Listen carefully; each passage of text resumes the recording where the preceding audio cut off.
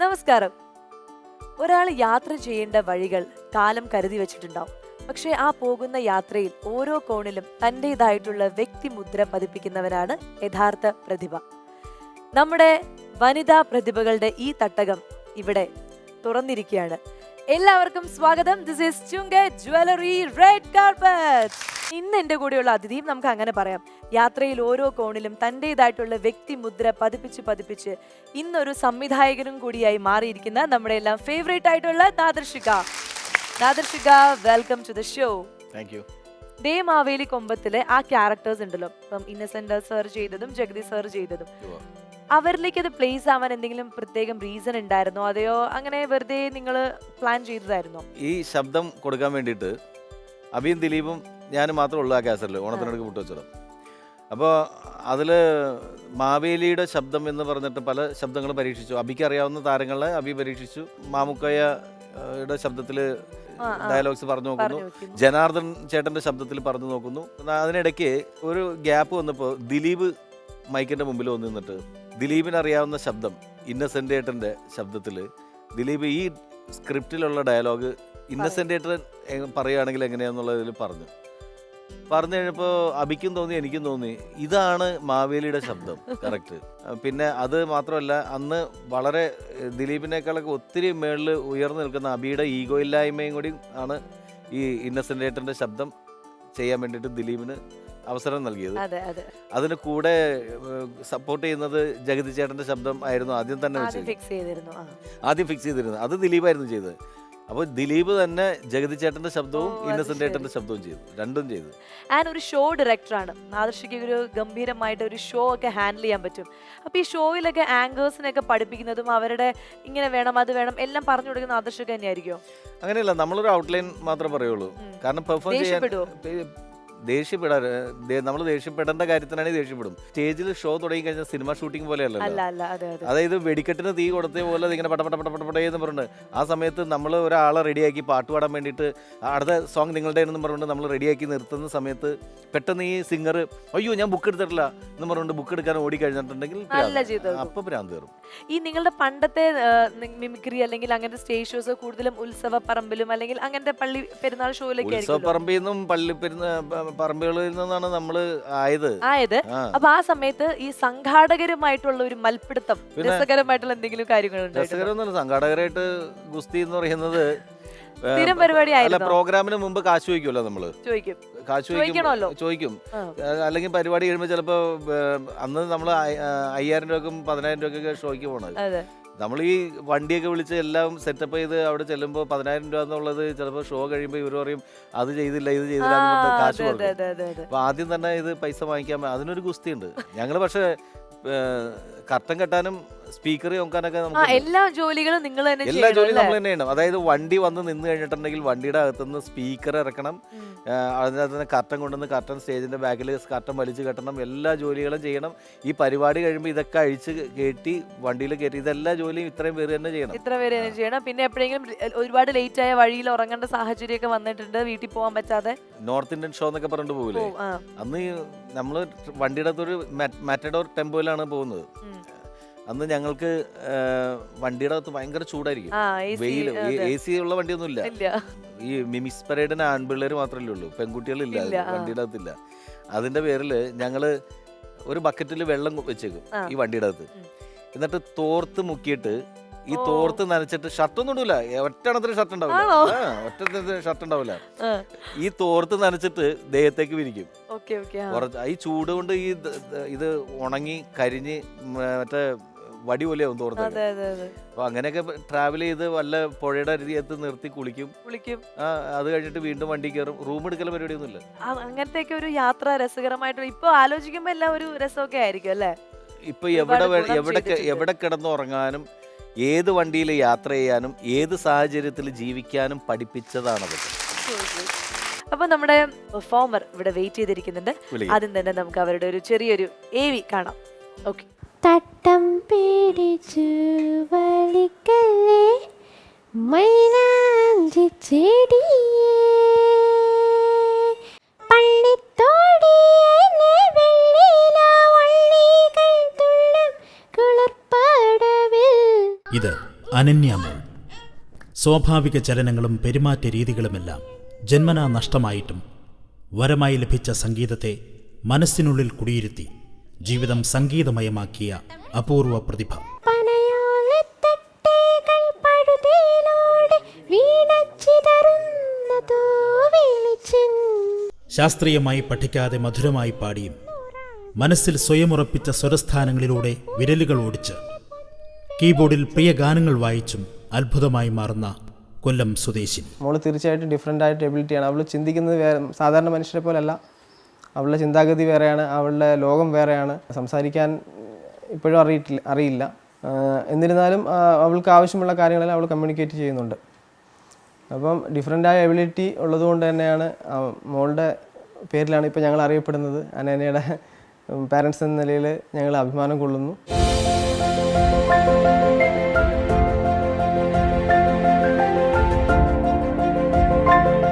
ടീച്ചേഴ്സിനൊക്കെ ഭയങ്കര ഇഷ്ടമാണല്ല, ഭയങ്കര പാട്ടൊക്കെ പാടുന്നതുകൊണ്ട് തന്നെ ഭയങ്കര ഇഷ്ടമാണ്. അധികം ആരുമായിട്ട് അങ്ങനെ വലിയ മിംഗ്ലിംഗ് ഒന്നുമില്ല.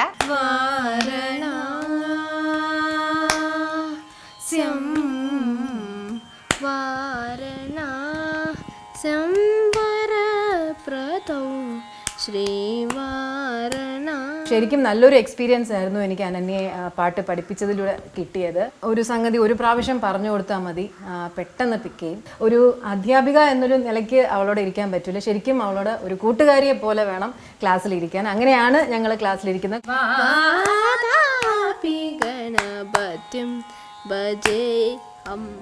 ഒരു യഥാർത്ഥ പ്രതിഭയ്ക്ക് മുന്നിൽ വിധിമനയുന്ന പരിമിതികൾ നിഷ്പ്രഭമാകുമെന്ന് തെളിയിച്ച വിസ്മയ പ്രതിഭ അനന്യമോൾക്ക് റെഡ് കാർപ്പറ്റിന്റെ ഈ വേദിയിലേക്ക് സ്വാഗതം. സോ പരിമിതികൾക്കുള്ളിൽ നിന്നുകൊണ്ട് കഴിവ് തെളിയിക്കുന്ന അല്ലെങ്കിൽ കഴിവ് തെളിയിച്ചുകൊണ്ടിരിക്കുന്ന ഒരു പ്രതിഭയാണ് നമ്മുടെ റെഡ് കാർപ്പറ്റിന്റെ വേദിയിലേക്ക് വരാൻ പോകുന്നത്. അപ്പോൾ നമുക്ക് സ്വാഗതം ചെയ്യാം അല്ലേ. അനന്യയ്ക്കും അനന്യയുടെ അമ്മയ്ക്കും ഈ വേദിയിലേക്ക് സ്വാഗതം.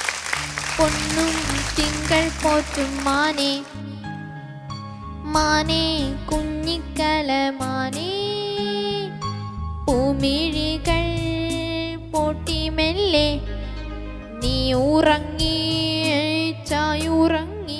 സോ അനന്യയുടെ വിശേഷങ്ങൾ പറയൂ. അനന്യ എന്തൊക്കെയാണ് വീട്ടിലെ ആക്ടിവിറ്റീസും ഒക്കെ? ഫുൾ ടൈം പാട്ടാണെന്ന് മനസ്സിലായി. പാട്ടാണ്. അതെ, പിന്നെ കീബോർഡ് വായിക്കും. ഇപ്പോ ഫേസ്ബുക്കിൽ 1 മില്യൺ ഞാൻ കണ്ടു, ആ വീഡിയോ കണ്ടാണ്. കറക്റ്റ് ടൈമിങ്ങിന് അവള് ഒന്നും നോക്കുന്ന, അവൾക്ക് വളരെ റിലാക്സ്ഡ് ആണ്. അതിനെപ്പറ്റി ബോധേടല്ല. കറക്റ്റ്. അമ്മ എപ്പോഴാണ് മനസ്സിലാക്കിയത് ഇങ്ങനെ പാട്ടാണ് മോൾക്ക് ഇഷ്ടം, അല്ലെങ്കിൽ അതിൽ കൂടുതൽ കോൺസെൻട്രേറ്റ് ചെയ്യാൻ പറ്റുന്നുണ്ടെന്ന്? അത് 2.5 വയസ്സായപ്പോഴാണ് അവള് സംസാരിക്കുന്നൊന്നുമില്ലായിരുന്നു. പിന്നെ കാർട്ടൂൺ അതിന്റെ ഇത് കേട്ടിട്ട് താളം പിടിക്കും. പക്ഷെ അതും അപ്പോഴത് പാടുമായിരുന്നു. കാർട്ടൂൺ പാട്ടുകളൊക്കെ പാടും, വേറെ സംസാര കമ്മ്യൂണിക്കേഷൻ ഒന്നും ഇല്ലായിരുന്നു. പിന്നെ അത് കേട്ട് കുറേ നാൾ കഴിഞ്ഞപ്പം ഫിലിം സോങ്സിലോട്ടായി.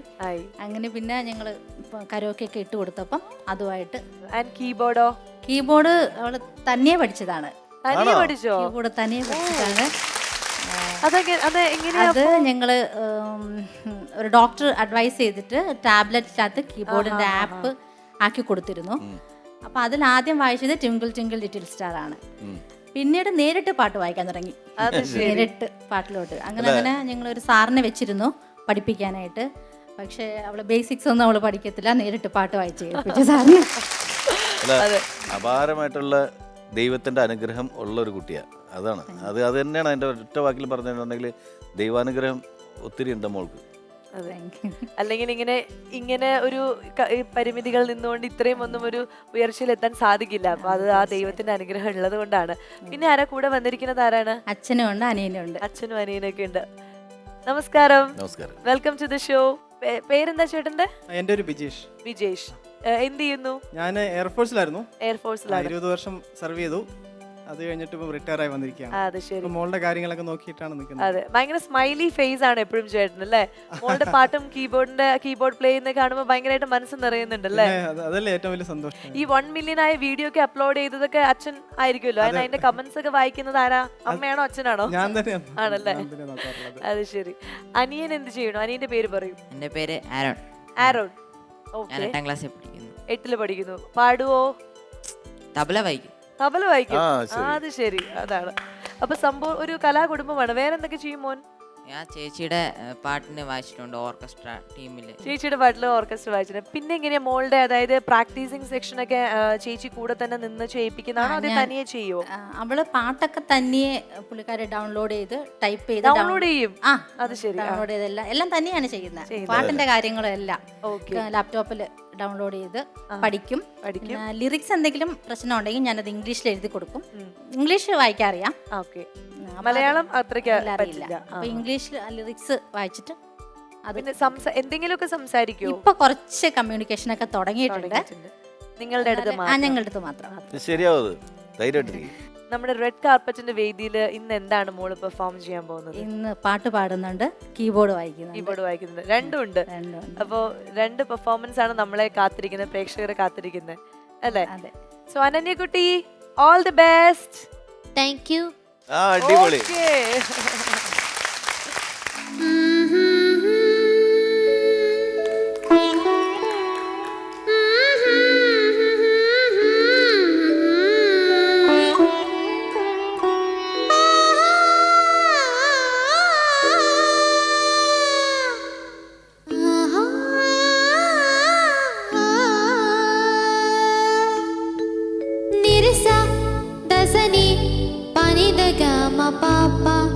గమ పని ని సా సా పని సరి పమ గ గ ప ప ప మరి ని పని మారి ని ద గమ ప ప మ పని ని పని సరి ఆ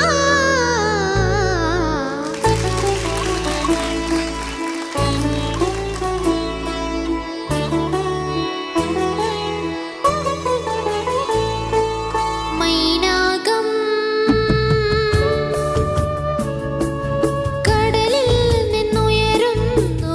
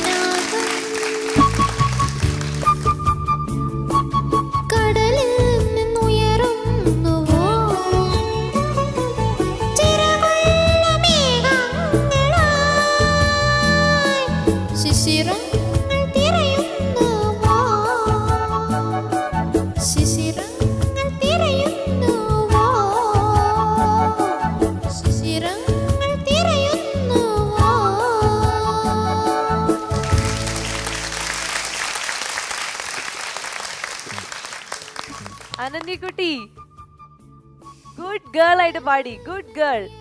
നല്ല പാട്ടായിരുന്നു അനന്യ. ഇഷ്ടപ്പെട്ടു. ഇതാ താങ്ക് യു. ഗംഭീരമായിട്ടുള്ള 2 പാട്ട് നമ്മൾ കേട്ടു. സോ ഞങ്ങളെല്ലാരും ഹാപ്പിയാ അല്ലെ നാദർഷുക? തീർച്ചയായിട്ടും നല്ല താളബോധം ഉണ്ട്. ആ പാട്ടിന്റെ ഏത് ബീറ്റിൽ നിന്ന് അതിന്റെ പല്ലവി തുടങ്ങണം, ഏത് ബീറ്റിൽ നിന്ന് അതിന്റെ ചരണം തുടങ്ങണം എന്നൊക്കെ കൃത്യമായിട്ട് അവൾക്കറിയാം. അതെ, അതിനുള്ള സെൻസ് ദൈവം കൊടുത്തിട്ടുണ്ട്. തീർച്ചയായിട്ടും എല്ലാ ഉയരങ്ങളും ഇനിയും ഒരുപാട് സ്റ്റേജുകളിൽ പെർഫോം ചെയ്യാൻ പറ്റട്ടെ. അത്ഭുതങ്ങൾ കാണിക്കണം അന്യനെ കുട്ടി. അത്ഭുതങ്ങൾ കാണിക്കും, ഉറപ്പാ. സോ നാദർഷുക വരൂ, നമുക്ക് ആ മൊമെന്റോ പ്രസന്റ് ചെയ്യാം.